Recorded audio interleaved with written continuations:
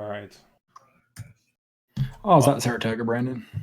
Yeah, this Saratoga Brandon, the one guy, the Oh, one guy who's here. Like as soon as I tossed up the stream thing going on, Brandon's already in here.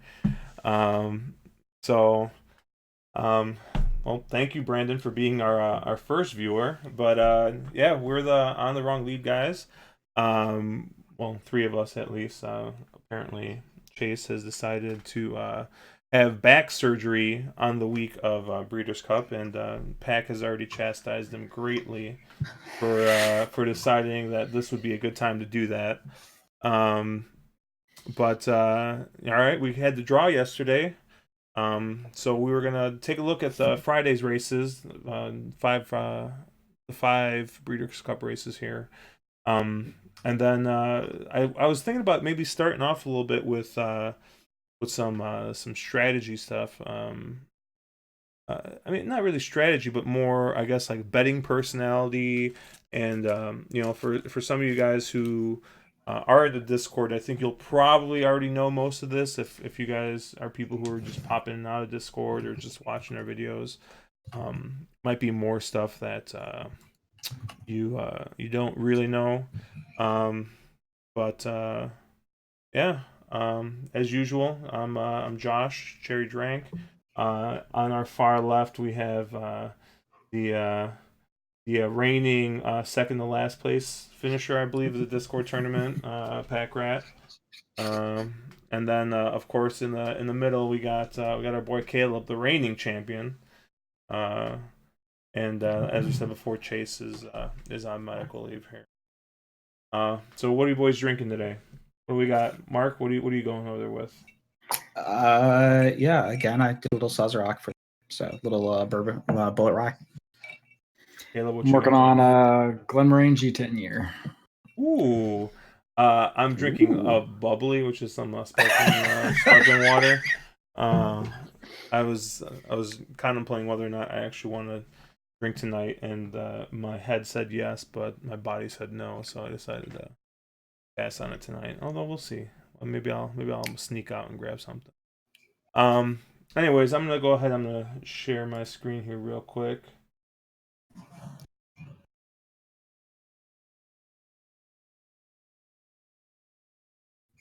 Oh, it's blank, isn't it? If your screen is black, it is working. There it is. There it is. Yeah, I'm like, what the heck is going on? All right. And sorry, if, we're trying something new here, so if it looks a little grainy, sorry about that.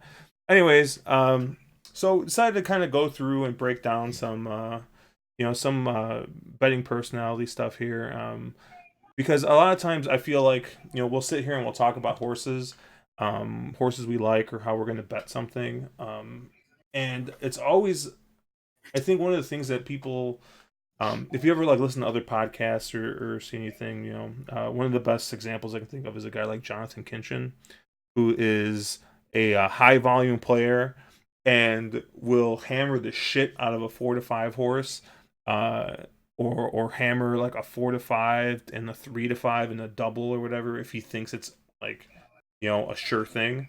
Uh, when you hear him talk about stuff and hear him really like chalk, um, that's because that's the way he's going to attack that. That's the way he's going to try and make money off that. So just talking a little bit more about how each of us kind of approaches things. I didn't ask for any feedback from anybody. I kind of just did this all off the top of my head. So if I've gotten anything wrong, guys, feel free to chime in. But we'll start with Mark over here, our boy Pack. High bankroll, high volume player. I mean, we frequently talk about, um, playing a pick five and what he's comfortable playing in the pick five versus what like someone like me is comfortable playing the pick five. Big difference. So just always keep that in mind whenever you see some of his tickets or anything like that. Um, and Mark's also mostly horizontal focused, mainly on the pick five. Although, Mark, I know I'll let you talk a little bit after I'm done with this, but I know you've kind of adapted a slightly different strategy as of late that you've seen a little bit of success with. Um, and as conversations once again I've had with Mark, he's generally looking to try and get 2 to 4x usually on his pick five. So if he's putting in a $250 ticket, um, he's happy if that comes back and pays $1,000. Like that's kind of what he's looking for. He's looking for that high strike rate, um, which is you'll see a little bit different than kind of something I'm working with. Um, most I know I realize I put DR off plus, but I don't mean the shitty ass service that DRF charges you for, but I mean DRF and workout reports. So Mark's primarily I think what we would consider a speed handicapper, buyers and workouts. And Mark is also a beekeeper and ski instructor. So I thought that that's important to know, that you're taking advice from somebody who likes to get stung by things and or maybe get hit by trees. So, um, Mark, you got anything that you'd like to add to that there? No, no, I mean that's all pretty accurate. To me that the higher strike rate and the churn are a bigger deal. So I'm somebody that more of a reward shop style player, somebody who's looking to get rewards back from an ADW for volume. Has always sort of been my thing, and I know a lot of people look at my tickets and freak out because they'll say, "Well, geez, that's just super expensive to play that." I understand. I'm looking to inherently buy some insurance with those type of tickets, and where Josh had sort of mentioned, I've changed play style recently.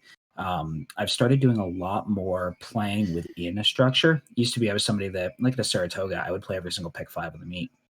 And I've started actually trying to leverage up some of my opinions within those sequences, either daily doubles or pick threes.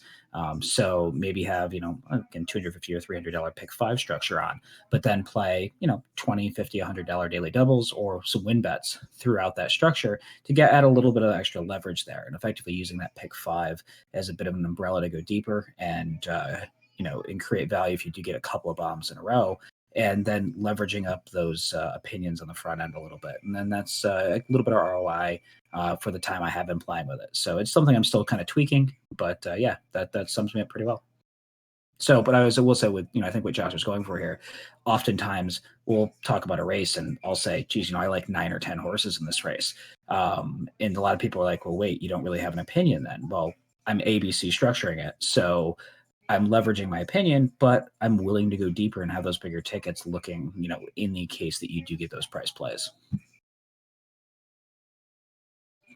All right, so let's toss my.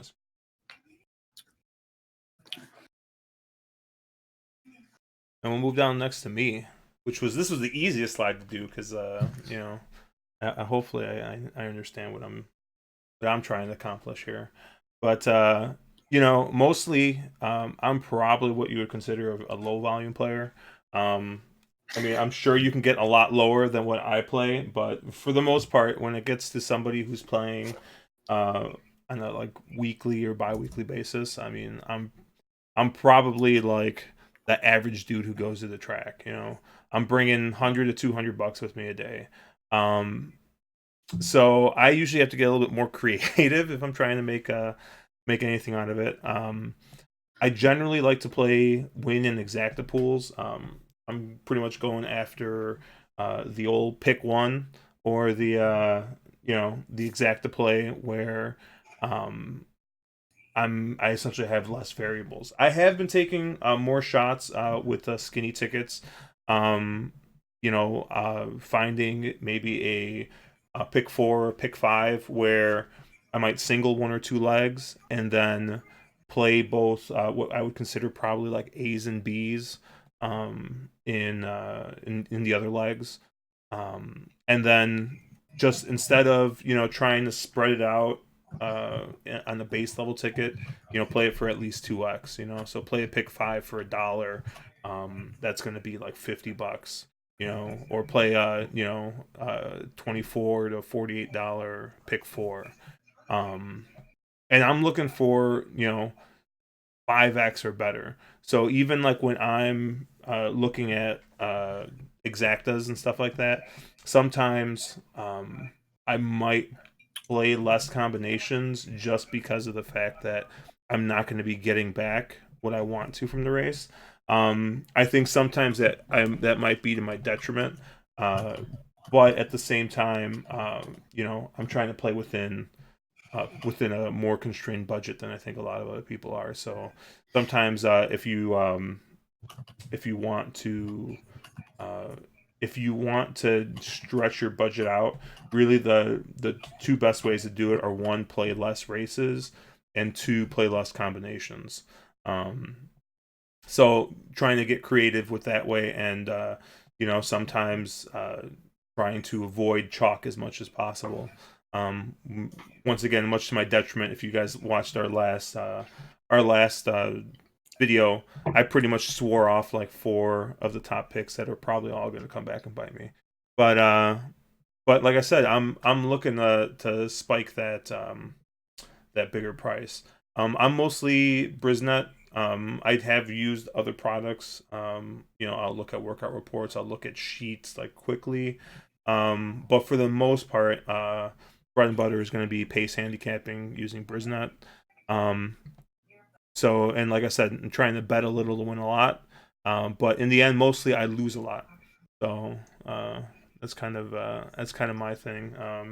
Not really anything different. And I think, like I said, with uh, some of the other people who are in the chat, sometimes I feel like, well, you'll see us, or you'll see people toss these huge tickets out around.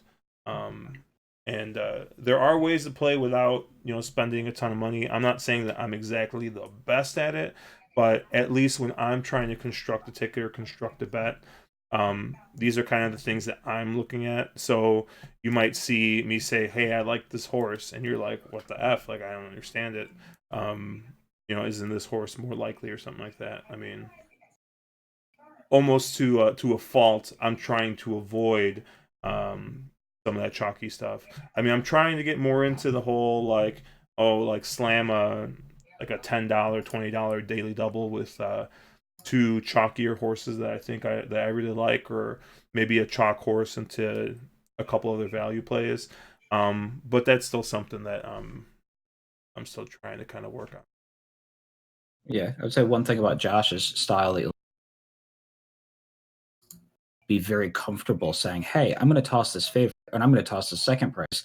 I think, geez, there's this chance of speed duel here. This falls apart, and this 20 to 1 shots, is able to get set up and get a win. He's okay knowing that he's going to lose that bet a lot, but the time he gets it right, that one big payout is going to offset being wrong 10 times in a row with that same type of wager. So it's he's not going to use that favorite that's super logical. He's more than likely going to try to find that price or try to find the way around the logical and try to really leverage up the payout for that opinion.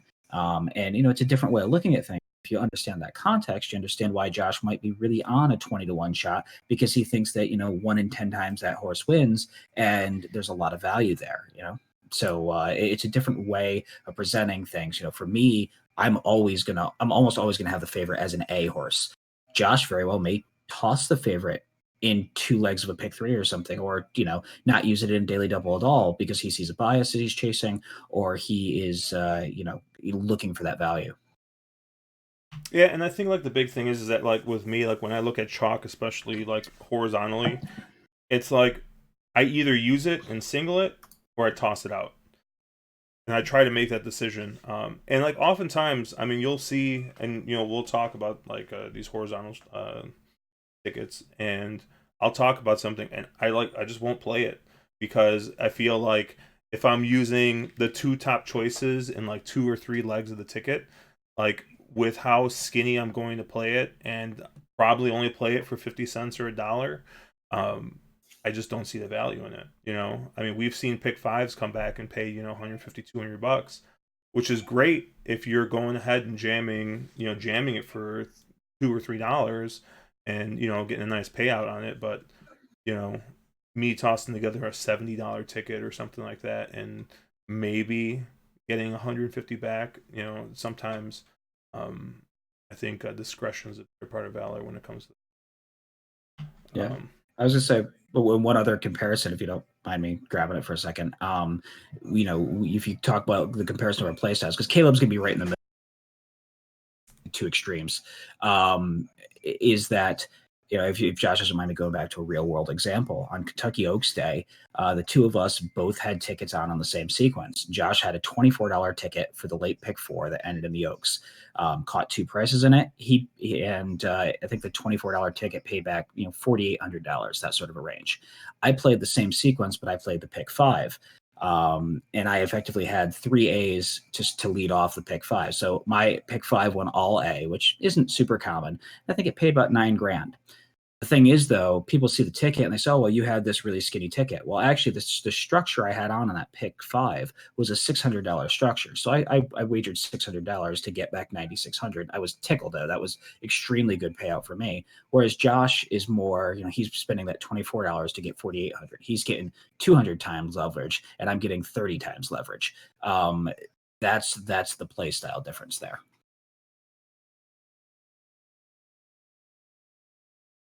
And now the champion. Yeah, let's get him out of the way here.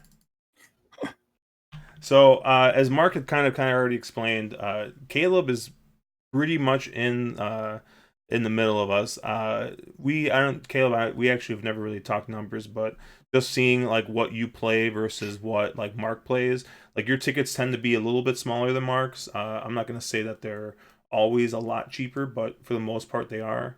And they are, significantly larger than what I usually play.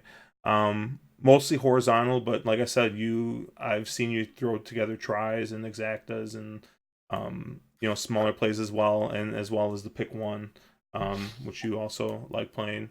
And once again, I mean, Caleb, you use everything, man. You look at pace, you look at speed, you're looking at sheets, you're looking at the works.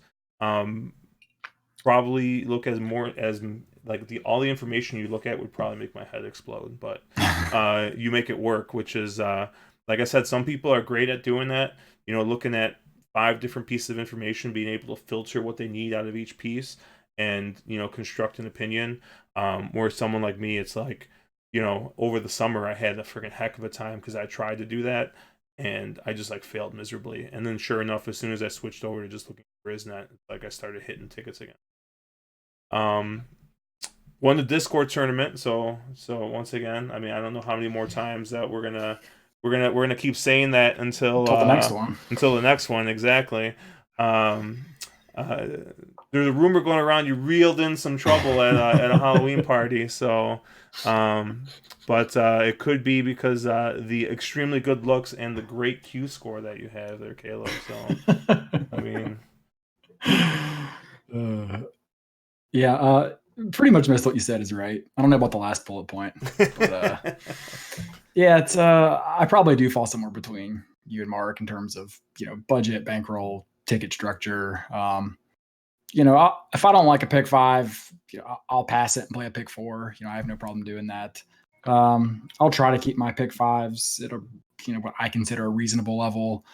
I've tried to get away from using favorites defensively, especially if they're a short favorite, unless I love a couple bombs other places in the sequence. So, I'd say I pretty much do split the difference. I do use a little bit of everything in handicapping. So, if I'm going to blaze through a card in 20 minutes just to get some action in on a weekday, I'm going to handicap differently than I am, for example, this Friday and Saturday, where I'm going to watch replays. I'm going to use sheets. I'm going to use, past performances, obviously, and I'll even pull a little bit of Brisnet, a little bit of DRF, just to sort of cross-check speed figures I might think don't look right or might not make sense to me. I use a little bit of everything, and I don't know that I'd recommend that to everybody. You do have to kind of be able to filter out conflicting information and, kind of go with your gut, because things are going to tell different stories sometimes. But yeah, it's I think you got it pretty well covered. Yeah, and it's actually funny. I completely forgot about this part. So one of the other funny things is Mark tends to play mostly the big races and like the good tracks. Something like like he like focuses on Saratoga. He'll play maybe a little bit of Del Mar on like the big days. He'll play like the big days at Santa Anita, but for the most part, he focuses really like on Saratoga. I'm sure he'll play a little bit like on Pegasus Day and stuff like that. He really just like hones in and focuses in on those days. Um, I went like if I got nothing going on, I mean I'm firing away at like garbage tracks and like playing Indiana Grand and stuff like that. But Caleb also will get caught on Tuesdays fucking playing Parks and Indiana Grand. So Presque Isle, man, not Presque Parks. I Isle. have some standards. so so I know Chase isn't here, but I did want to share a little bit of stuff from him. Let me pull it.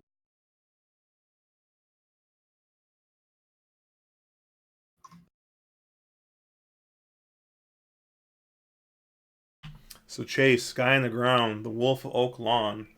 So he currently has a bad back. Robot had to go and put some metal in.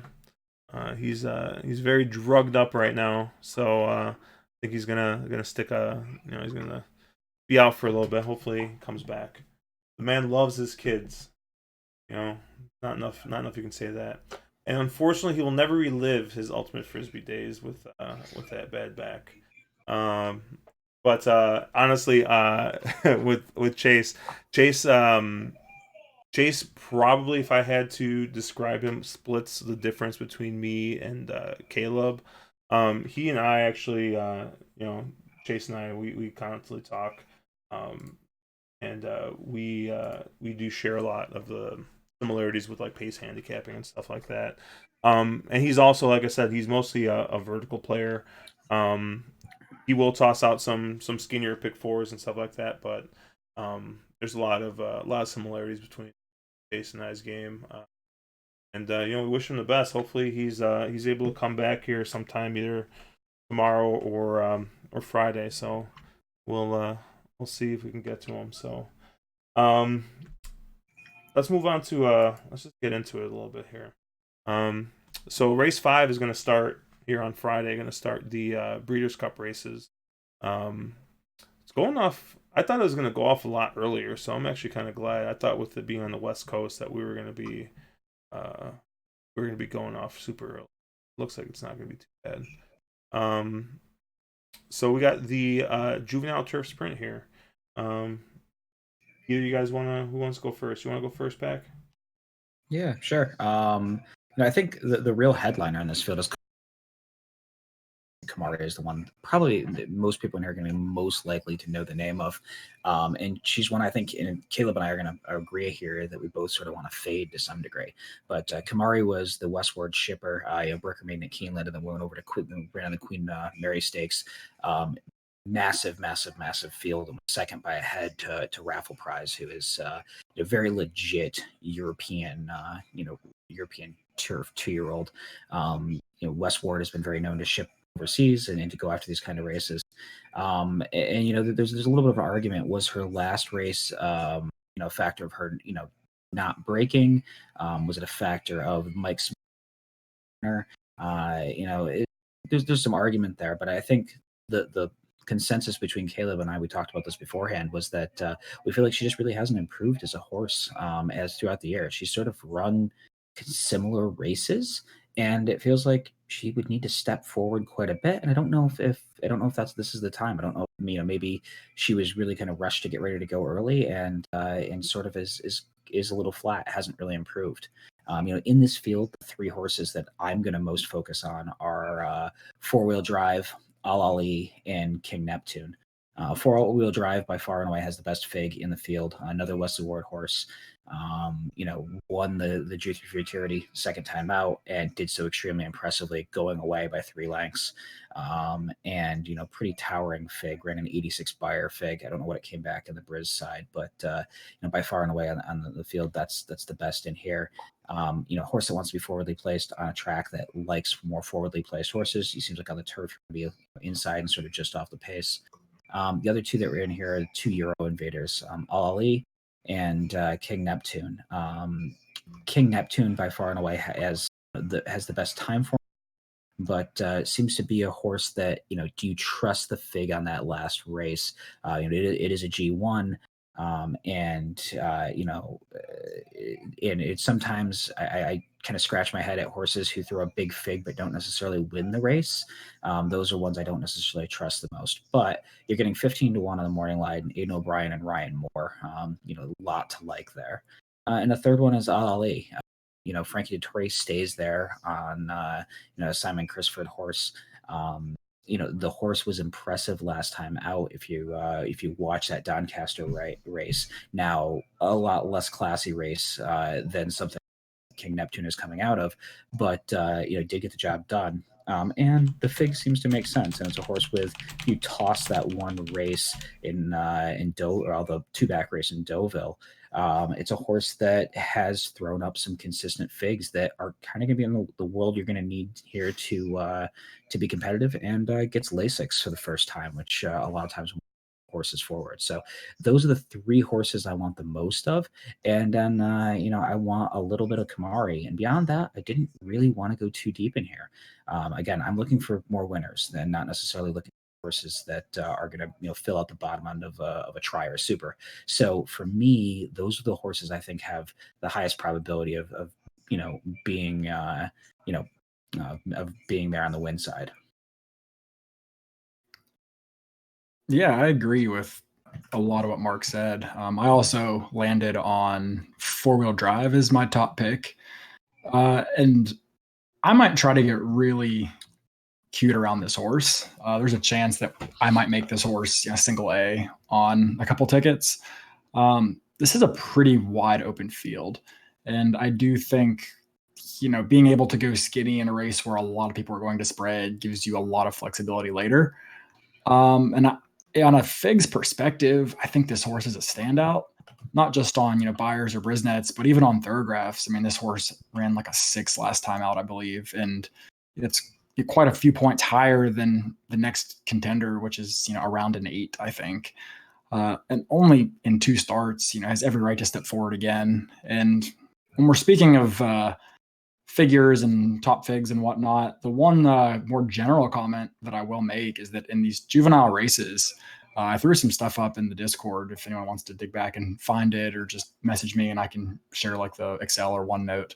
But basically in these juvenile races, especially on the turf, you really want horses who are exiting a career top. And when I say career top, I'm referring to a career best Thoroughgraph, but it pretty much also applies to any Buyer or Brisnet speed figure you want to use.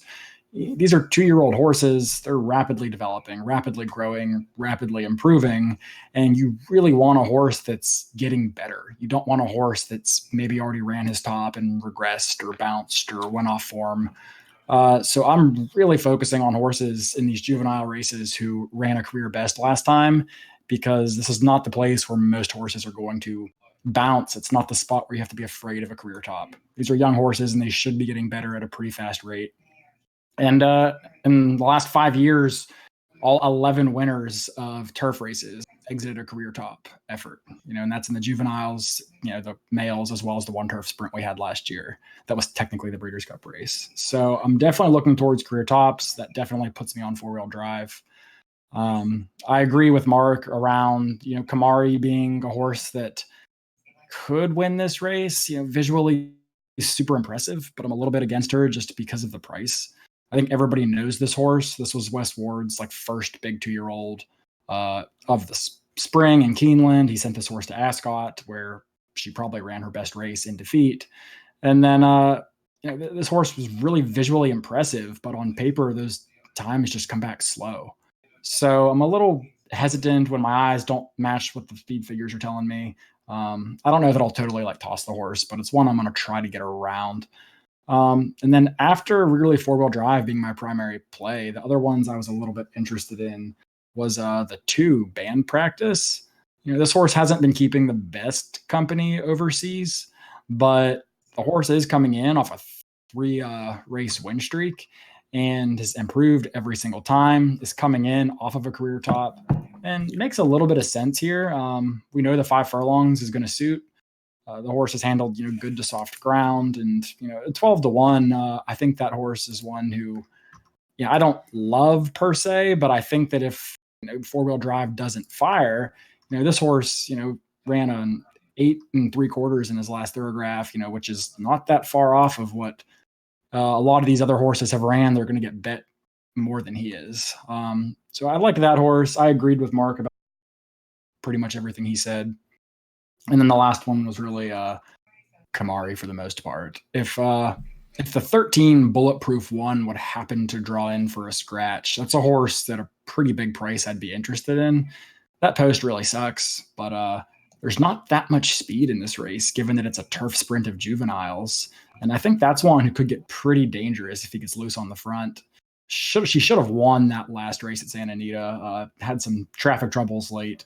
So that's one at a big price. If she draws in, I'd be interested in. But otherwise, I don't see too many others I'd plan to use. Yeah, so one other thing, just to add a little point in here. I think we being very European turf horse dominant. This race is one of the ones that's very much not. I don't have the stat right in front of me. I'd have to dig it out, but this is a race that's historically been won by American horses. The Europeans have not done nearly as well in this race. So, Caleb's talking about 4-wheel drive a lot and getting really cute around that horse. I've thought about the same myself. I think that's a legit way if you're a smaller player. I think that's a horse that probably won't be the favorite in here, but I think should be the favorite, and is a horse that makes a ton of sense. That if you're a skinnier ticket, you want to get skinny in a race that a lot of people probably aren't. That's one you could definitely play with. 4-wheel drive is the morning line favorite right now. Over Kamari? Yeah, I think Kamari ends up. I think Kamari goes off as favorite. Yeah, probably. Yeah, I mean, I hate to, after all the talk about how I don't like chalk, I hate to come and sound like a fucking broken record like what you guys said, but for the most part, I agree with you where you guys are at. I got 4 horses in here that I'm gonna want to use. The 7 Kamari has shown speed before, especially in their debut. I know it's a 4.5 furlong race, so does play a little bit differently, and it was on the dirt. But kind of like, I don't know if they jumped out of the gate or what happened, but off super slow at last race. Probably all Mike Smith's fault. But I still think that Kamari's the real deal. 4-wheel drive, like you guys said, also has at least from what we have here in Brisnet, has the best E2 rating, which means it should be at the lead at the top of the stretch here on a sprint. So definitely going to be just super forwardly placed. The other 2 horses I'm going to use are 2 Euro horses. The 10 Ali. I thought the class of races that this horse is coming out of, G2s and G1s, has won every single G2 that it's been in. So it's got Dettori aboard as well. So I really think that this horse, this horse has got the class to win this race. I have to go back and obviously watch some of them, see how they left, especially that 1-2 back at Deauville. Finished 5th. But like I said, has just the class that this horse has been keeping, I think, and the way that the horse has been able to win in these races, I think that this is going to be a big player in this race. The other horse obviously is going to be King Neptune. 15-1 is probably a dream for this horse. Having Ryan Moore and Aidan O'Brien sending this horse over, has been in similar types of races as Ali. Finished a little bit worse, but these horses coming over, getting Lasix for the first time, they tend to improve slightly. So I think that the 10 is probably more likely here, but I think I'm going to try and incorporate those 4 horses in some way. And this is probably going to be one of those races that I spread a little bit more. I'm a little bit more spread, I think, in the turf races than I am in the dirt one. So if you put a gun to my head, I'd probably go something like 9, 10, 7, 11 here.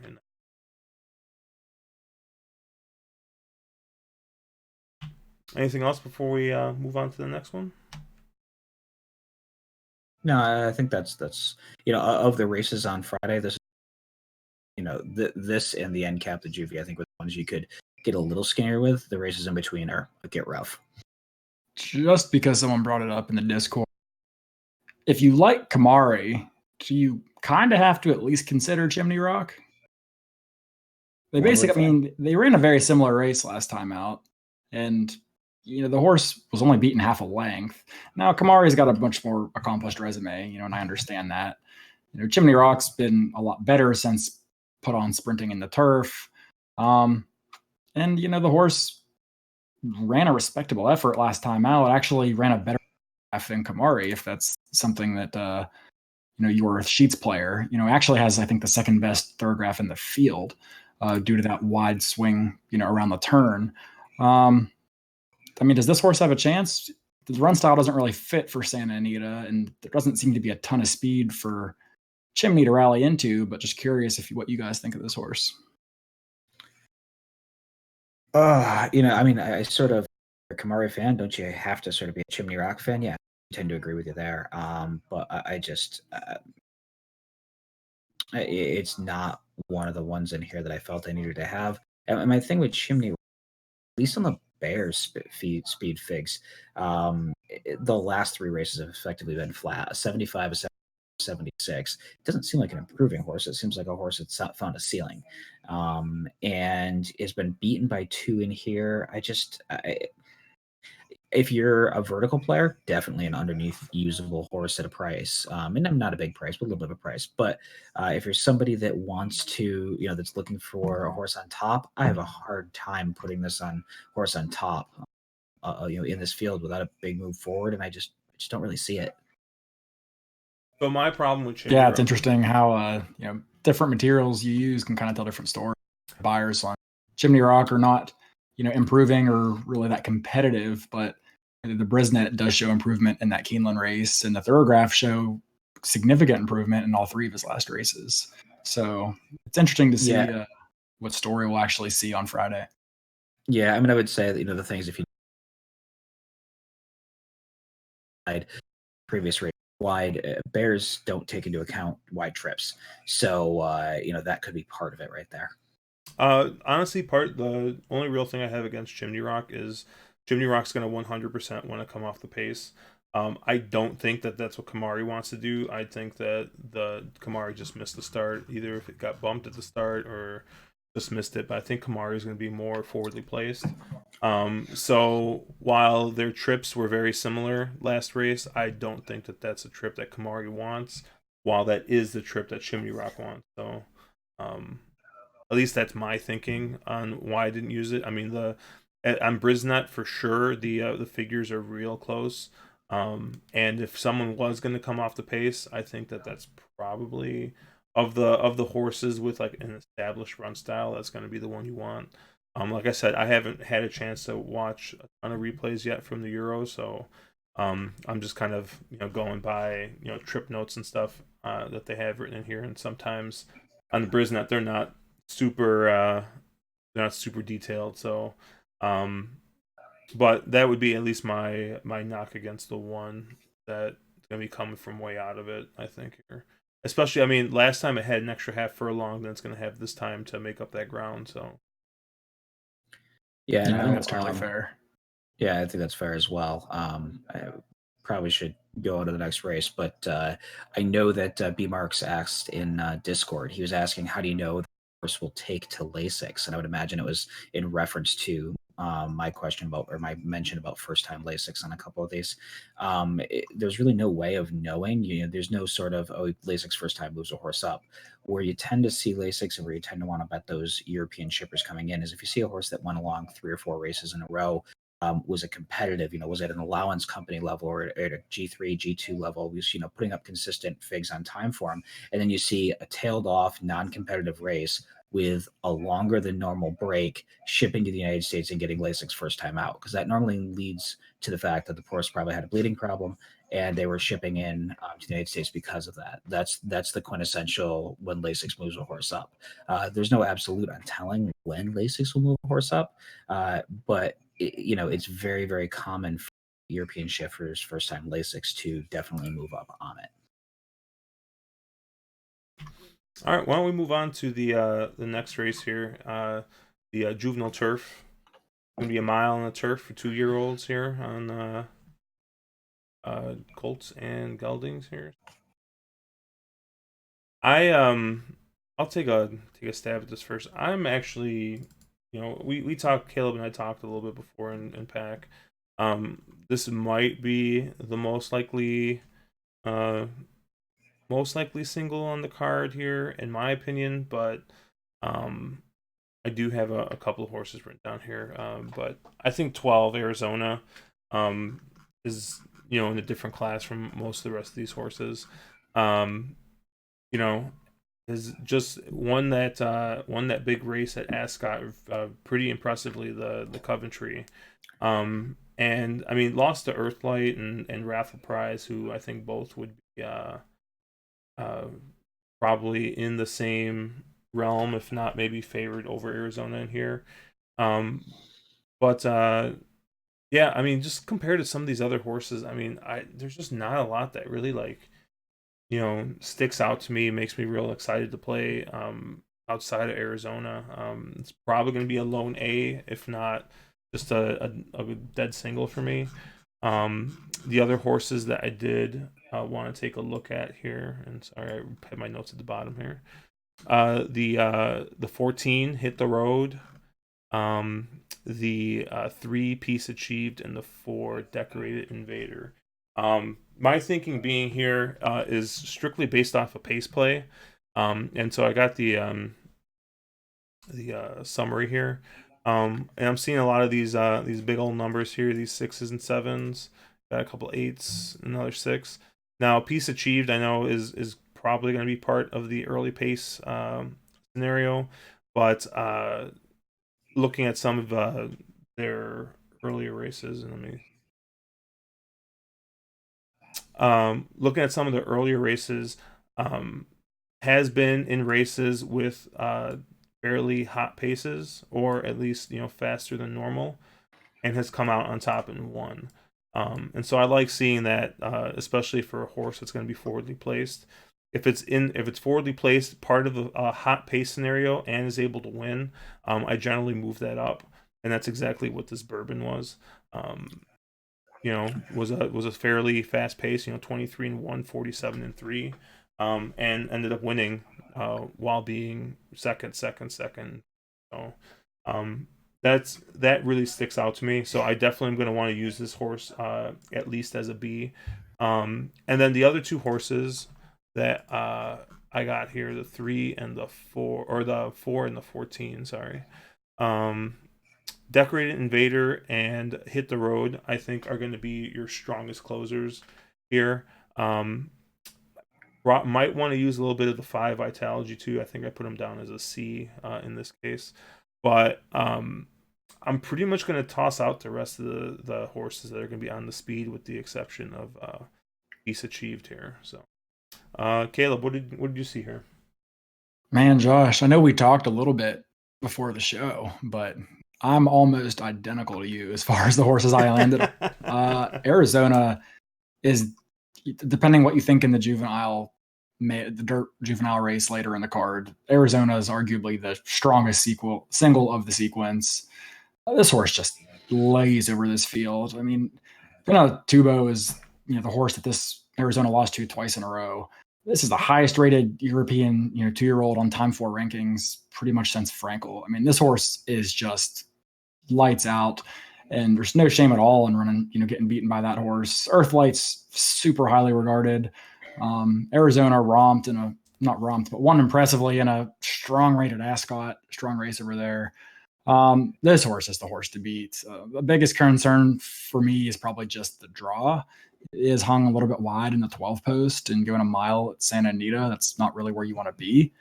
But really, I mean, this horse, works out any kind of trip, and should be run for second, honestly. So I agree with you there. Actually, all the horses I liked were pretty much to the outside.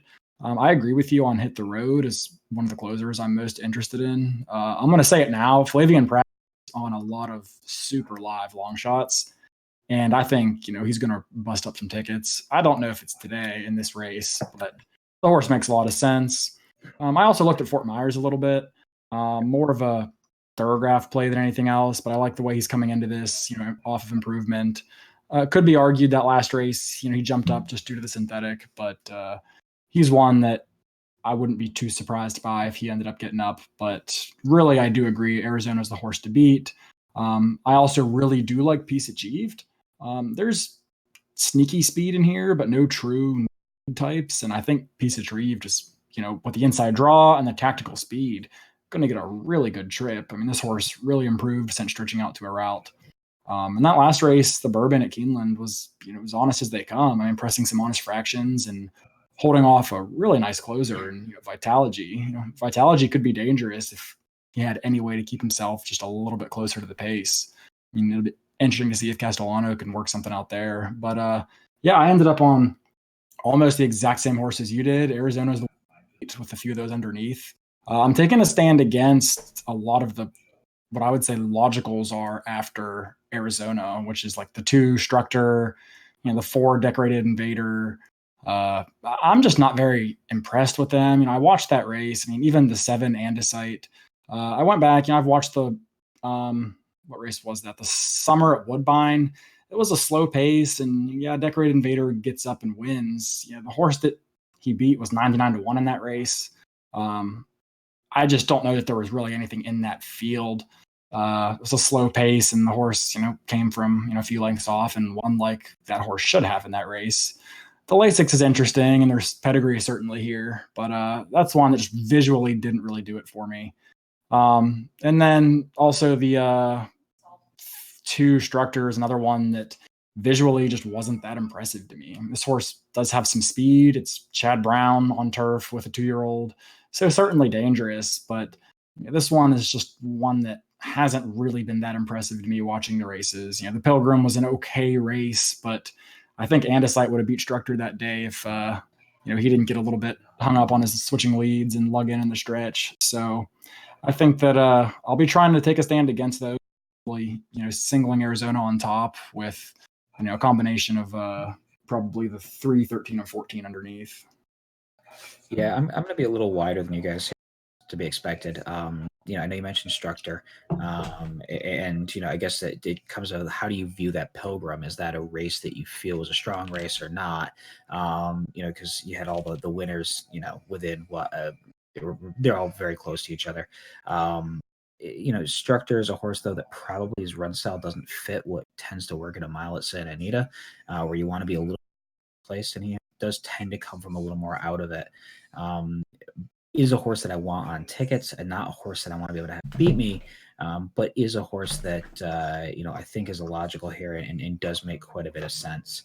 I know Caleb just touched on Fort Myers, but Fort Myers is a horse that I kind of want to have on my tickets quite a bit. They've sort of changed his running style. If you look at everything prior to that June 29th, the Kerr race, he'd sort of been a mid. He'd been at that point, he had been sort of a mid-pack horse. He was a horse they tried to close late with. They've started making him much more forwardly placed in his last 3 races, and Figs have come back much more competitive. And he won that Star Appeal last out. Now it was on synthetic, but Aiden O'Brien does have a tendency to prep on synthetic to ship for American turf. He's done it a number of times with a number of different horses. So that's a horse that on Figs makes a lot of sense. A lot of experience here, and I do find Fort Myers at anything near 12-1, and that's also a horse that I would be shocked at all if that horse drifts quite a bit upwards from that price, because it's not a horse that a lot of people know or are paying attention to, and I think could be a sneaky logical price in here. A couple of others that I have in here. One, the 6 Graceful Kitten was a horse that I saw was super kind of interesting. Horse that every start of his career, perfect so far in his career. If you watch those races, has not been challenged, so it surprised me that the Figs come back a little light. And also a horse that again fits that running style. It's going to be a horse. You got 15-1 in the morning line. It's a no-name jock, and I wouldn't be surprised if the again that's one that drifts up. And I don't really even hate on the wind side here. I know Caleb mentioned Structor, and I think I mentioned him as well there. The other interesting stat, I didn't bring it up, was Chad Brown in this race is 0 for 11. Now, he's won everything in the Breeders' Cup, especially everything on turf, but kind of odd that he's never won this race. I don't know if that makes me like Structor, but I think I forgot to mention that. And let me show you who else did I have in here. Yeah, and I think those are the horses that I sort of was intrigued with. And I think, Arizona is the horse, and I think there's no questioning that. That fig really be, it's quite a standout in paper. The thing is, if you can get around Arizona, I don't think it's as logical of a race after that. I think it very quickly spreads out, and there's a lot that that can be very competitive, if not win. Hey, Peck, I want to really just thank you for talking that entire time, because that gave me enough time to go downstairs, make an old-fashioned, grab another sparkling water. So thank you for filling up all that time. Yeah, I knew you were gone, so I figured I'd run on for a bit. Yeah, I know. That's nothing like what you normally do. Wow. Ouch. Got anything else that you guys want to talk about in this race, or you think we talked this one to death already? We talked this one to death by this point. Yeah, I'm good. All right. All right, so we got race 7 here. Got the Juvenile fillies. Caleb, why don't you take this one? All right, can we just stop for a moment and poll to see, did anybody expect Donna Veloce to be the favorite in this race? Because I was just astounded when I saw that come out. I mean, shocked. The horse should take money, and the horse should be, a top 3, betting selection or so in this race. But to come out as the favorite, I was just really surprised to see that. In light of that, I'm not using that horse. If you've ever watched any of our streams or talked to me in Discord, Street, I probably told you how I don't bet maiden winners first time against winners. A horse has never won the Breeders' Cup Juvenile fillies off of one race. And yes, Simon Callahan and Kaleem, some Flavian Pratt, some eerie reminders of Bellafina. The horse looked phenomenal at Santa Anita. But that was going 6.5 furlongs against maidens. The one horse who came back to run again in that race ran 4th with a 35 buyer. She won by 9 lengths, so maybe that's fine. But there's too many question marks for me to really take this horse, especially when I think there are, as we've already touched on, 2 pretty strong favorites in the earlier 2 races, especially with Arizona. So I'm not using Donna Veloce. Also, there's quite a bit of speed in this race. If you assume that the 1 Donna Veloce wants to go, 260 wants to go, arguably the 5 Lazy Daisy is going to send, the 7's going to send, the 9's going to send. There's a lot of speed. So that ended up putting me on a horse that I really like and hope that we get 7-2 on, which is British Idiom, the 4 horse. This horse has been super impressive in both starts. Broke her maiden at Saratoga, came back, just destroyed a field at Keeneland in the, I'm not going to try to say it, Al Cibades race. And it was just, I'm sure Mark could correct me later on that.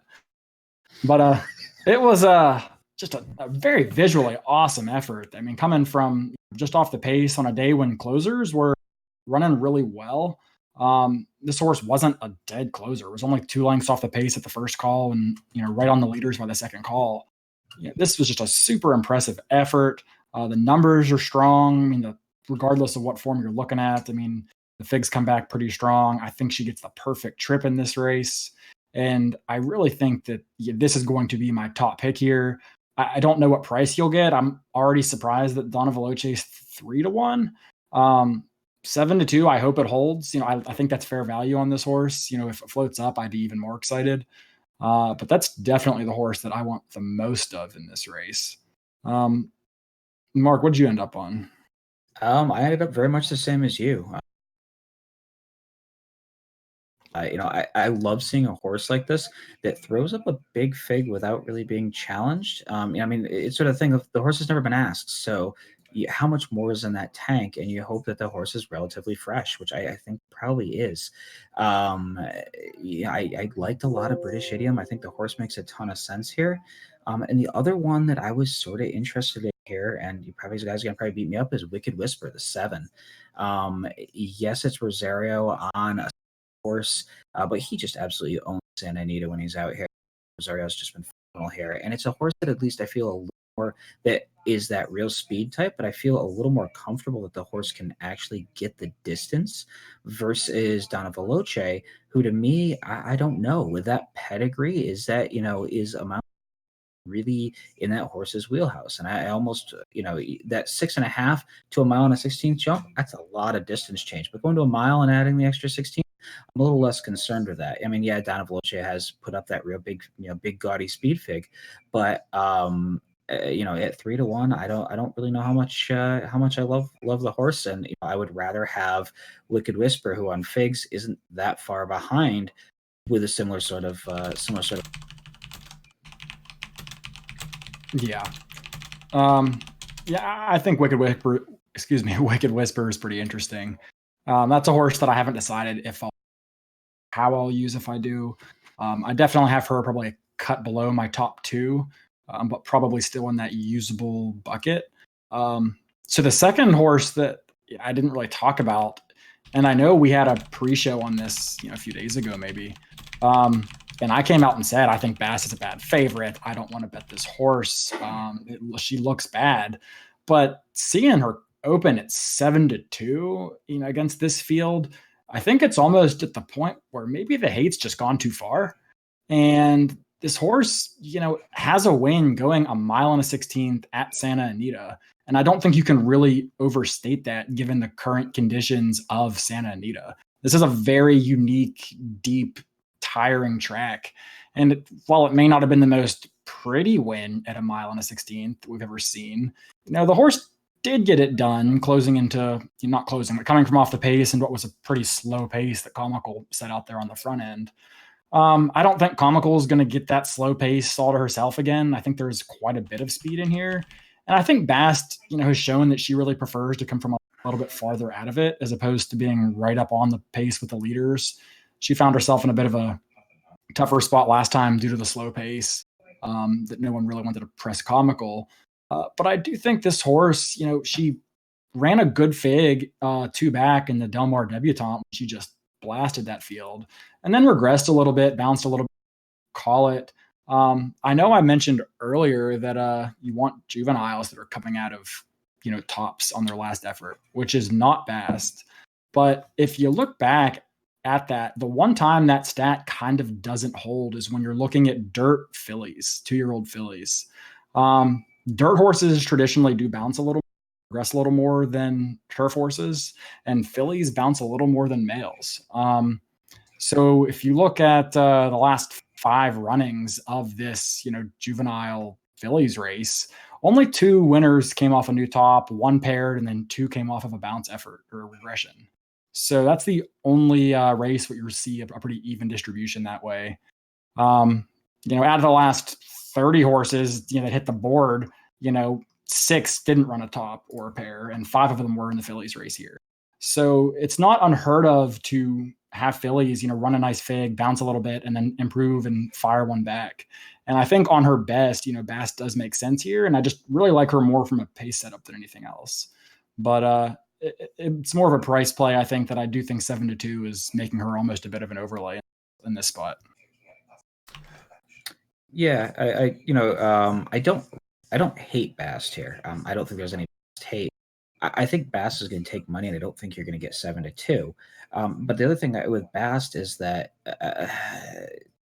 I sort of want that horse that's moving forward, and Bast, at least on the buyer's speed figs, you're talking a 6-point lowest to highest over those 3 races, and you had a bit of a regression in the Chandelier. So I don't necessarily know if this is improving, and I sort of want, you're talking about tops. I want that horse that's improving, that's going to make that next top out.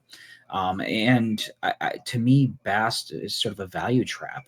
Even at 7-2, I feel like I need to get a little bit better odds than that to really get on the Bass train. And obviously, it's Bob Baffert at Santa Anita and then the Breeders' Cup, and I mean, all those things align. But I would rather go fishing in here for a price than to necessarily take Bass at 7-2. I think I want a lot of my plays going through British Idiom and Wicked Whisper, and then beyond that, I would go. I think there's a case to be made for somebody like 260, the two horse being in here, that being a horse that at 15 or 20-1 kind of is interesting if the horse can stop being such a head case all the time. Or the other ones in here, what else did I have? I don't hate Comical at 8-1. I think Comical at 8-1 is probably a horse that does look like it's improving is probably a better option than a Bast at 7-2. I also had a little bit of, I'm trying to think what else did I have in here. I just this, again, I think we're agreeing on the top end. What do you do with Bast? I don't really know. But this is a race that I will say I'm really excited to see when the works do come out for this race. You very well may find that one of these horses is a little pricier, has been just working really well since their last start, maybe taken that move forward, that last prep, that last top, they've improved off from that, and is really sitting on a big race. And I would rather I think we're guessing a little bit at this point, especially with some younger unraced horses. You want to see let's see when works come out, and let's see if any of these are really sitting on a big one.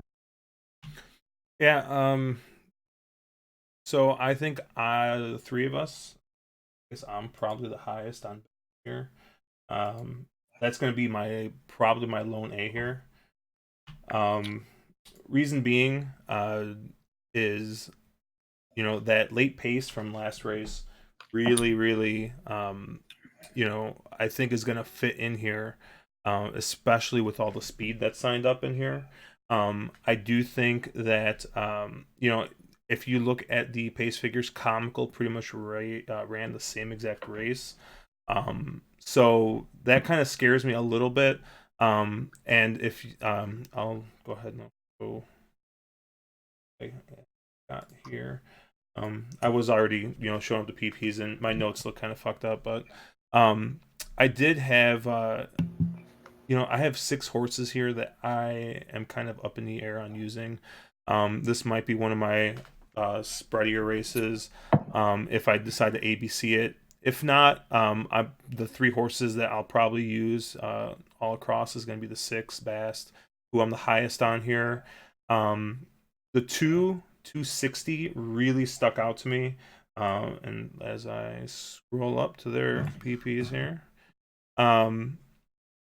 wired that race last time out. I mean, I know this is Gulfstream Park, but at least on Brisnet has the highest speed figure, like by far, I think, at this distance, by 6 points over Bast and Comical.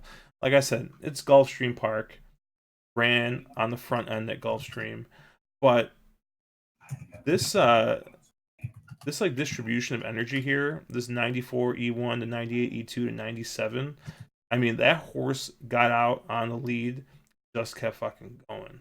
So this could have been a fluke, but at 15-1, and seeing as this is a horse shipping from Gulfstream, we might get all of 15-1 on this horse. I'm gonna take a shot. The figures might be inflated because it is Gulfstream, and Brisnet figures don't always correct themselves for track variables like that. But real interested in the 2, especially at a huge price. I agree with you guys on Donna Veloce. I have no idea why the heck that horse is going to be the favorite here. But British Idiom, I definitely think is a real solid second choice as well. Alcibiades, great race. I don't really love seeing the regression in the E1 to E2 to late pace figure. I like his maiden figs a little bit better, where each one is getting larger versus this. This is what we call a negative turn time here. This 97 to 93. I know it's a route race, so it's not really as important, but at least this kind of screams to me a little bit that this horse definitely is going to be forwardly placed here. And I don't know if of some of these races, this one has a good chance to break down. I do think that Bast is more of a push button style horse. The EP. I know it does have an 8, but has come off of it every single time. So that kind of just is what I guess makes me a little bit more interested in Bast. If I was gonna go a little bit deeper, I do want to use Donna Veloce, but this would be probably more of a defensive use. Did have a decent late pace figure last time out too. KP Dreamin' is probably going to be, along with Bass, probably going to be the horse that's going to be coming late the best. Maybe also Wicked Whisper, but I mean, if I kept on going, I would have ended up using every single horse here. So I have it set as 6 with 2-4 as my Bs, just slightly behind where I'm going to have the 6. Depending on how my tickets are looking, if I'm going to go even deeper, I'm going to go 1, 8, 9 as well here on these. You guys got anything else? I agree pretty much. The one thing I'll just throw in, I don't want to give out specific plays or anything, but when you brought up KP Dreamin', that's a horse I'm going to work some verticals around in this race. Nobody closed in the Chandelier. It was a dead slow pace. It's hard to close at Santa Anita anyway. KP Dreamin' was the only horse to really make up any sort of ground, with the exception of Bast making up maybe half a length throughout the entire race over Comical. That's a horse that's getting better and could really sneak into second or third, because I think this race is going to fall apart. I don't think that really KP Dreamin' can win necessarily, but it's a horse I really want to work into the bottom half of my exotics at some pretty big prices. So that's one to keep an eye on if you're going to play verticals in this race. Yeah, I was gonna say that's one horse, and I think we've talked about everybody in the field. KP Dreaming is actually one that I don't know if there's any chance of a win, but that horse was absolutely flying. Like, if you're more of a vertical player, that's one that if you're looking for that price underneath, that horse makes a lot of sense. All right, let's move on here to the 8th race. The 8th race, Juvenile Phillies Turf.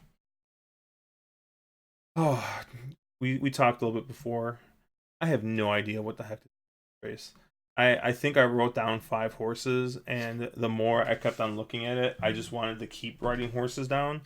And a lot of it, I think, is that half the field is coming from overseas, and the more overseas horses there are, especially for me as someone who is a one data source person, it usually takes me a lot longer to kind of figure out what the heck is going on here. I'll just be real quick and just talk real quick on the horses that I have like marked down, but I'll let you guys talk a little bit more here. Probably well, definitely going to be the favorite of the American horses is going to be the 12 Sweet Melania. I have her written down here. Their last race here at Keeneland, the Jessamine, I mean, just wired the field.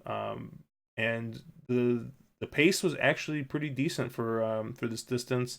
Jose, one of the probably the most dangerous people, loose on the lead, and just took it all the way. Tried to come a little bit off the pace at Saratoga, and just missed by took the lead, but just missed by a neck there. But also broke maiden at Saratoga. So I think of the American horses, definitely has the best shot here. And like I said, Jose's always dangerous if he's loose on the lead. It's a little bit harder to get a good idea of the pace picture here, just with so many shippers. I did also write down the 5 Daye, and the 8 Tango, the 9 Albigna, and I think the other American horse that I'm going to try and use, and hopefully none of these horses scratch, but I also have Cristal down.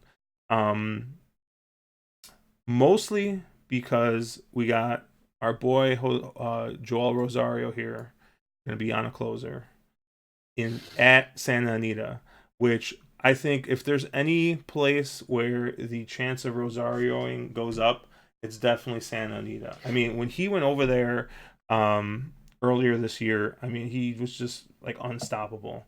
Um, I think between him and Pratt, somebody is gonna just like bust open one of these turf races. Um, we'll see which one it is, but there's gonna be at least one upset where either Pratt or Rosario is gonna fucking steal one of these. Um, and so I think this is probably as good of a spot as any. Um, but you know, I'll let you guys talk a little bit more. You guys probably have a little bit more info on some of these European. Yeah, I'll jump on Romania, the 9 horse, is the Primar Sabusak, which is on the ARC undercard. It's the 2-year-old feature race, big money 2-year-old race, and effectively for 2-year-old fillies, that's one of those marquee fall races.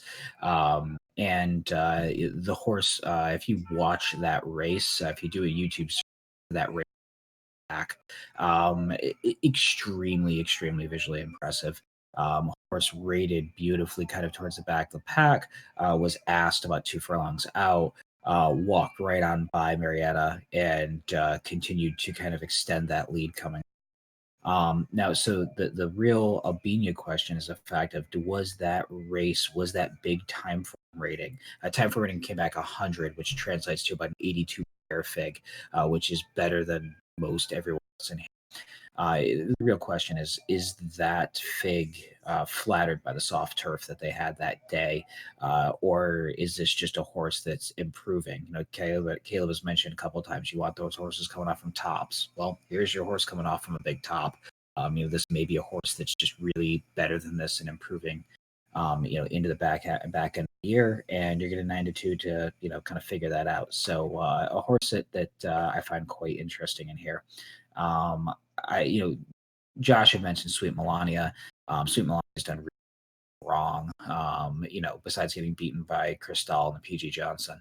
Horses look legit. Figs have come back great. That Jessamine was a nice step forward out, and you know, it's a horse that it's going to be more forwardly placed in this field, and is super interesting. Now I think this is one year that Chad Brown doesn't have that monster in here. You know, there's no Lady Eli in here this year for Chad, but selflessly, I think does deserve some respect. You know, got it done on the Musgrillo. Comes back here, a horse that this time of year, a 10 or 15 buyer point, you know, increase in fig isn't that unheard of, and it's um, definitely one that I want on my tickets. I have the horse will be an A or a B on tickets, but you know, will be featured fairly prominently. And the other one, and I kind of all in the same boat that a lot of the real quality horses drew outside here. The 14 horse of Toil, 12-1 morning line horse. I know somebody had mentioned, I think it was 6421 had mentioned in Discord about these sort of European shippers, first time Lasix. If you're looking for the European shipper angle, here is the setup that you want. You want the horse that just, you know, back earlier in the year, you know, in the spring, Atoyo was talked about as being the next coming of Golkova. This was a horse that was very guarded. If you look at the ownership, it's Magnier, Tabor, and Smith. Love to come over Steel Breeders' Cup races. Aiden O'Brien trained, Frankie Dettori up, you know, like everything you could ever want. But this horse was extremely thought was going to be just an absolute monster. You know, won, you know, a G3 at first asking, and then you're going to notice that there's just an absolute massive layoff. Ran this race in September and was just completely not involved in that Chivalry Park Stakes. These are the kind of horses that I have a feeling this horse had and is now coming back from that, and you're getting first time Lasix here. So this is a horse I expect to take. It's either going to be boom or bust. You're either going to have a horse that takes an absolute massive step forward and really shows that potential, or one that something went wrong, isn't right, is off, and doesn't show up. But at 12-1, I'm more than happy to, you know, pay that price to figure that out.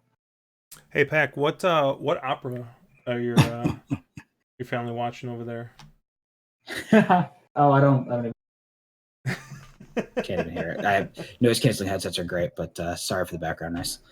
Stephen Fox from the chat says he misses your sister. Yeah, she's very loud. Yeah. This was the race I thought, I pretty much agree with a lot of the horses we've mentioned already. I think this is the hardest race for me personally in the Friday sequence. It's the race where I'm going to want to go the deepest and have the most coverage. I'm not really that impressed with any of the American contingent, with possibly the exception of Sweet Melania, the 12. This horse obviously wanted turf all along, really woke up in that maiden race at Saratoga, came back and ran a too good to lose second, and then just blasted a field at the Jessamine. I mean, the horse has speed, so that's going to help her with this pretty far outside draw. There is a fair bit of other speed in here, so I do think that Ortiz will have to work out a trip, but I think that he's one of the guys I'd rather have with front running turf horse, with learning how to kind of rate that speed. And she's clearly not a need the lead type. So I do like Sweet Melania from the Americans. The other ones I'm going to let beat me. I know Chad Brown kind of owns this slightly. I'm just not really convinced Selflessly is that Chad Brown horse. If the horse beats me, she'll beat me, but there's a lot more Europeans in this race that I'm more interested in. The 9, Albania's probably would be my top pick in here. Even ahead of Sweet Melania. I think, we've already touched on her with both Josh and Mark, but I do think that she is quite possibly as good as billed and really might be, a monster in the making here. Outside of that, I also used the 3 horse Shadden as an A in this spot. I'm not overly familiar with the trainer, but I do really like what this horse has shown me so far, especially coming out of that race in France last out. That was a pretty impressive race, coming off of a couple third place finishes. Gets Lasix here. The horse has been good at 6 furlongs. I'm not too concerned with distance for a lot of these Europeans. The majority of these European turf courses are yielding turf, soft turf. A lot of them have uphill parts of the stretch, and they're just generally more demanding than I see at Santa Anita. So I'm not too concerned about the distance issue. And I really just, like this one from a Sheets perspective. I like the progression. I do like the last out effort. And at 10-1, I think this horse provides a lot of value, considering the other 2 that I'm interested in are, I think, your top 2 morning line choices, albeit at pretty generous 9-2 and 5-1 prices. But yeah, I think those are the main contenders. The only other one I might have on a ticket is going to be the 5 Daye. I think we did touch on this horse a little bit, but not that much. This is a Group 2 winner last out in the Shadwell, Rockfell, and really ran a solid race there. Has never run a bad race in her entire career. I think this horse makes a lot of sense here. All the speed figures, the time forms kind of stack up against what these Americans have run on the Beyer scale. The Thorograph numbers look strong. And I think this one's coming in with that pattern of, pairing, if not quite running new tops that you do like to see. So that's one I'm a little less interested in than the first 3, but I do kind of want a little bit of. And that's really it. I might throw a few others. I'm not using any of the Aiden O'Brien horses. He's never won a race at the Breeders' Cup, restricted to fillies or mares. He's never won this race, obviously. And I just don't know that, I read a couple interviews, he talked about Itoli, and he was actually kind of happy with that effort she had, just given the long layoff, which is especially long for Europeans, horses that race a lot more frequently than American horses. And, he had a comment about, regardless of how she runs here, the experience will be good for her. And with these Europeans, sometimes you don't have a lot of data to go off of, especially ones that have only raced twice. So if a guy like Aiden O'Brien doesn't really sound like this is a race they pointed for, that he was really confident in, I'm going to be inclined to probably let that one beat me from the 14 pole. or the other Aiden in here, Tango, who actually is a threat on speed figs. But again, just doesn't seem that visually impressive. I'm not sure the exact quality of some of those races. But it is an open race, and it's where. Yeah, with some of the Euros, I mean, I know I just kind of tossed out a couple of horses, and I got to do a slightly deeper dive on some of them. But I always like a horse that's coming from across seas. You know, Tango won its last race out in Ireland. We got the 14. I'm a little bit against, just because didn't do all that great at Newmarket, and now they're shipping. I mean, I don't know if the horse bled or anything else is going on there, which would be a good reason to take a shot here. But talking about Aidan O'Brien, I know they've talked a little bit about just like his drought, and he hasn't won like a stakes race since 2018. Or was it 2018 in on Belmont Day, or is it the Belmont Stakes or Belmont Derby? It's like it's been a while. He's on a bit of a cold streak, and I think he's got to win one of these eventually, right? I don't think this is the spot for it, but well, Aiden supports American racing, where a lot of other European trainers don't. And what I mean by that is that he sends to help fill fields and to have a European presence that aren't necessarily races that he points towards or that he sends his best with the intention to win. So you'll see him send a lot of his stable to the Breeders' Cup, and some of them are certainly live and pointed to this race, but a lot of the other ones are more along for the ride or along for the experience and to make sure that Europe and Ireland is well represented. So it is tricky to know which Aiden can be the real Aiden sometimes, and which one might just be here for the experience. Yeah, no, I would agree with that because I'd love to poke at Caleb a little bit, but with Shaden, you do realize that horse is jock in 4 starts, right? Just throw that one out there. What was that? Sorry. Shaden, your 3 horse is. No, what about the jock? 4 different jocks in 4 starts. Last 4 starts. Seems like there's been a jock carousel with Shaden. So, not saying that's necessarily a bad thing. May have been who was available, whatever. And a lot of times with the Europeans, you'll have them riding a meet, and if the horse is shipping around, it might not. They're a little, I think, less likely to fly to a certain track to necessarily ride a certain mount unless they have a whole stable of them there. So it's probably not as big of a deal, but it was something that kind of jumped out at me and I kind of scratched my head at. And I will say that Tango was the other horse that I hadn't mentioned, or that he hadn't mentioned, albeit the lack of a graded stakes win is a little scary here. The horse does fit on figs, and as much as the Aidan O'Brien drought has been well noted, one of these points he's got to get one of these, and he brings too many quality horses over not to. Although No Nay Never is the fact that No Nay Never is a sire, just head scratching to me. But okay. All right, why don't we move on to the last race here, the Juvenile, mile 16th on the dirt.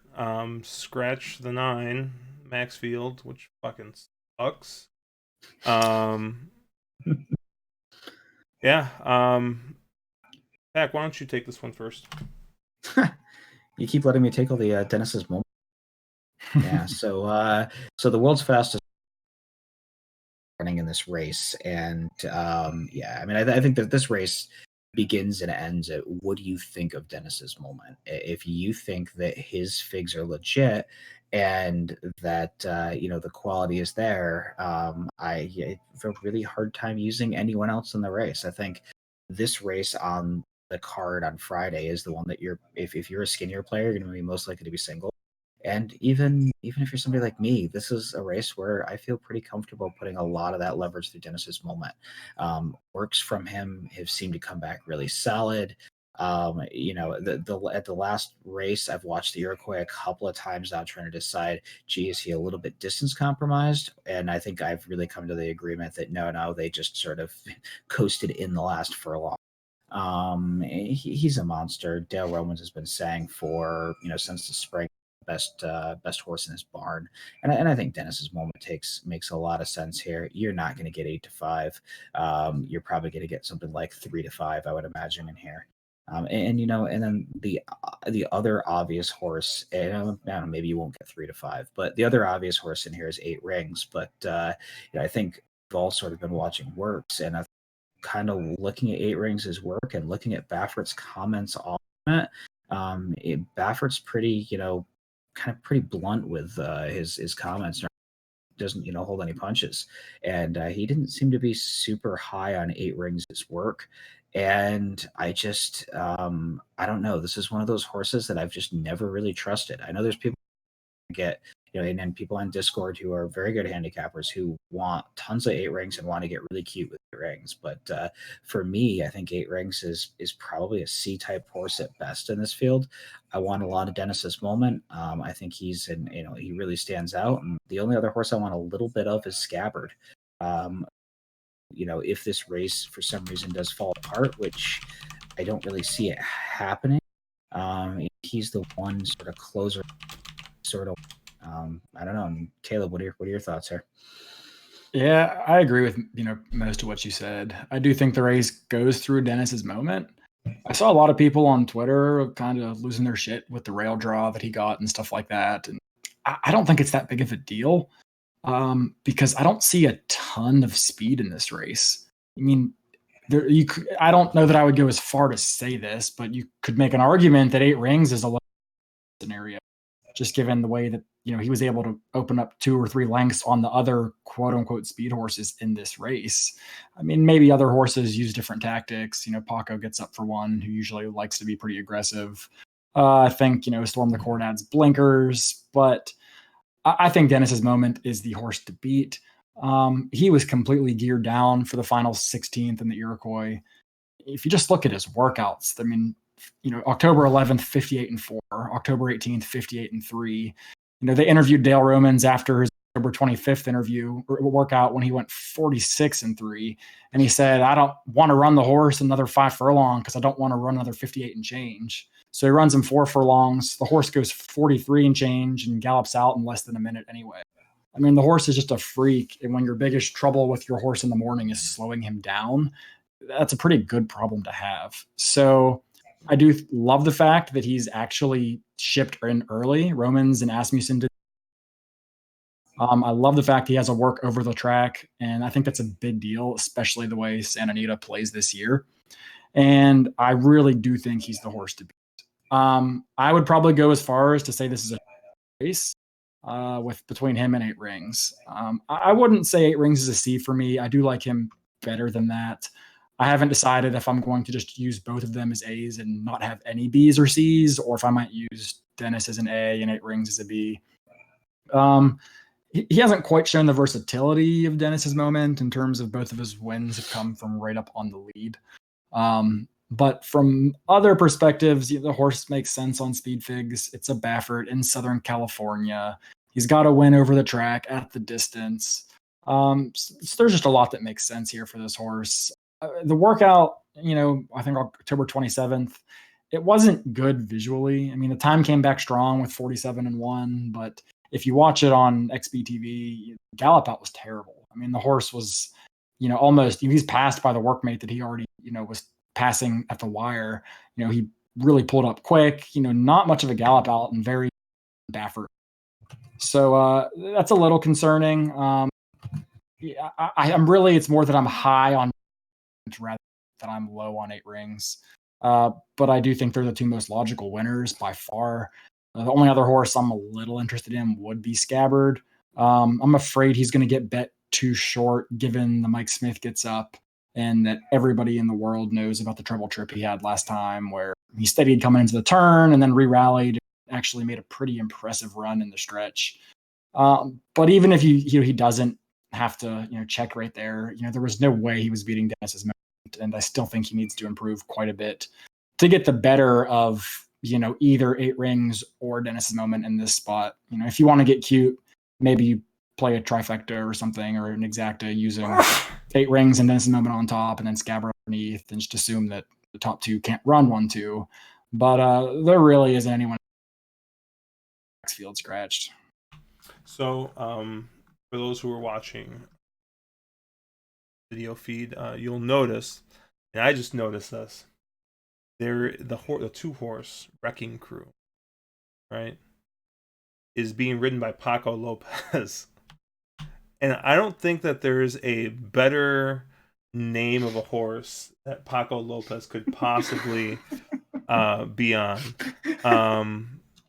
Yeah. The one scary thing, actually, a little bit about Wrecking Crew being posted just outside of Dennis's moment, is if you look at the Del Mar Futurity, those pace figs, the 99 and the 105, put him right there with Dennis's moment, actually slightly ahead. And if you know anything about Paco Lopez, is that he's probably the most like recklessly aggressive rider, or at least quote unquote like I'll call him a big name rider. He's not really a big name, but he shows up in a lot of big races. But he is just like stupid aggressive. So, that might be the only thing I can say kind of negative about Dennis's moment draw. It's not so much that he drew the rail, as much as you're going to have a super aggressive Paco Lopez just outside. But on the good side, if you guys saw the Iroquois, he was able to sit just off that pace and still finish real strong. So, yeah, I'm with you guys. I think Dennis's moment is probably going to be a single A here for me. Like someone else in the chat, Dennis said, you don't want to get beat by 8 rings. So I'll probably use 8 rings in some way, shape, or form. The only other horse that I was interested in is Scabbard, just in case somehow this does fall apart. But like you said, I don't think there's enough speed here for that to possibly happen, unless for some reason Dennis's moment 8 rings and Paco get crazy on the front end. I did really like Maxfield in this spot, so it kind of sucks that the horse scratched out. I probably would have been keying most of my plays off of Maxfield, but I think at this point, you're gonna have to ride the one Dennis's moment here. Yeah, I just said the only other horse I wanted to mention, somebody did mention, is I think Anu de Oro, the 7 horse. Is one that, and obviously it breaks about 6 different rules of Breeders' Cup that Caleb and I probably both have, which is, horse coming off a maiden score last out, horse switching surface into the Breeders' Cup, yada, yada, yada, yada, yada. It is an MDO out of Tappet. Horse should be able to handle the dirt. But that's a pretty, dirt specific pedigree, quite honestly. But somebody had sort of mentioned, because there's so many, what ifs there. It's a horse that I would use lightly. And then again, if you're trying to structure a trifecta or a superfecta and wants a cute play on a horse that's probably going to go off at more than 15-1, I wouldn't have any issues with using that horse. But just remember, there's a lot of changes that are happening there. And there's a lot of things that are different. And it seems sort of an odd spot to put the horse. Let's put it that way. I can't wait till this fucking Japanese horse blows up everything. Yeah. The Speightstown out of MDO? Yeah. Maybe. I mean, the horse will get the distance, right? Although that seems like more of a never run this far yet. Seems like more of a turf pedigree, but yeah. Now I am just joking. I mean, I really think that the only 3 horses that can win the 1 of 5 and the 5 is like they're like shit has got to go down in order for Scabbard. Yeah, agreed. I really think it's a 2-horse race, and I really want to use a lot more of the 1 than I do. Yeah, if you think Scabbard has a chance, you have to be thinking that Dennis's moment, Wrecking Crew, and 8 rings all get into an absolute brutal speed duel and absolutely blow each other up in this race completely. Scabbard. You sort of have to have, that to happen. And you have to make sure if you're looking at a horse like Scabbard, what's the appropriate price for that type of a scenario to really happen? 8 to 1, and I mean the Mike Smith getting aboard, that horse is going to get bet down, and I think it has to be. You have to get paid. You have to get the value right there before you really want to go too deep on Scabbard. That's why I said Scabbard is a C. Yeah, I mean the way I kind of see this coming down is I think that both Eight Rings and Dennis's Moment are going to end up around 6 to 5. One probably even money or worse, and one around 6 to 5 or 7 to 5, and then Scabbard's probably gonna end up at like 7 to 1, and everybody else is gonna be at just like huge odds. Um, just a note too about this: if you are the type of person to play, verticals, this might be a race to even skip that. Um, because honestly, if Eight Rings and Dennis's Moment end up in the trifecta, you're not gonna get. It doesn't matter if the horse in second place is, um, you know, play exactas if you're trying to spike a price, but if you're gonna play a trifecta, um, the chances of both Dennis's Moment and Eight Rings, the top three, probably pretty slim. So that might be a spot. I mean, unless you do think that that's gonna happen. But if those two end up in the top three, this is. Yeah, so this is one of those races that unless you have a Josh opinion that's hey,